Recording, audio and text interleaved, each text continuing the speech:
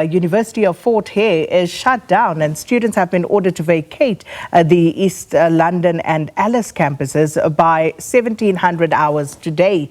Now, 3 days of violent protest and the torching of a number of buildings late yesterday is what led us to this point. SABC News reporter Abongile Janjies on that story for us. Let's take you back to that story. Abongile, good morning. So, interesting to see that there is still, some smouldering flames there in the buildings even this morning. But of course, the question is the students and them having to vacate the premises. How has that been received, and have students heeded the call, and what are they saying? Indeed, Sakina, some places here and there, and I'm in quite areas that I can say that they are risky because they have flammable substances there.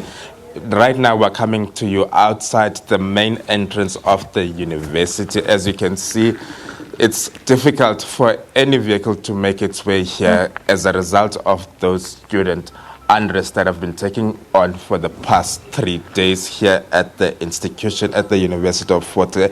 And today it's the fourth one. Let's bring in the former SRC president at the institution, Lwazi Kalakatla. Sir, thanks a lot for your time. Events that have unfolded yesterday led to a number of buildings being torched.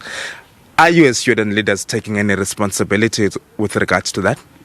Thank you very much, and good morning to your viewers. What I can say is that what we have noted is that there are two. Last time I checked, when I went to the hospital, there were 2 students who were allegedly shot by live ammunition. Today I'm receiving a report that one of them is being transferred to the East London because of the injury is very bad. And all of this is done using state resources to attack students, because these people should be protecting students. There is a narrative that the students are violent, which I highly reject, because we went on March to collect students 2 times. There was never vandalism. We cooperated with the police and all of that. But what is the institution is doing is attacking students. Then there's allegations that the students that are burning buildings, which is highly impossible. There have been strikes. No student in his or her right mind can go to admin building and burn it. It has never happened. The only way you can find, which is it students do, which they are no longer doing, was to go at students' end and take food because students are hungry.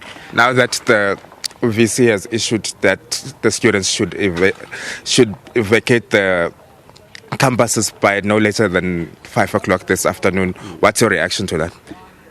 Then this shows that this was really planned, because it can't be that the admin building is banned and then 5 minutes later the VC, who has been quiet for too long, is able to write a 2-page statement telling students to vacate. What is done here is, I think they are hired people, and also there is videos of, I don't know whether it's grenades or what, things that flow from the air, and then when they hit down, it's burning. It's possible that it's those things that they've burned this building, or there are there is a project to destabilize students and create a narrative that students are burning Fort Hare, which is not true.